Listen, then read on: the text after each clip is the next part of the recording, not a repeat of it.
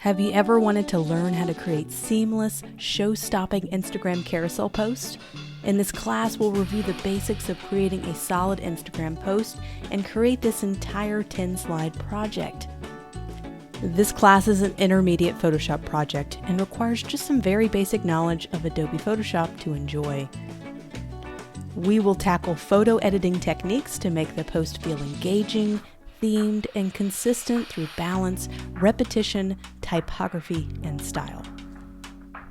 We will set up our Photoshop template, and there's even one supplied to you in the course, and we'll learn how to export our file so it retains a seamless, continuous flow. This fully detailed class leaves nothing out, as you get to feel like you're sitting right with me learning this process. So I look forward to seeing you in the class.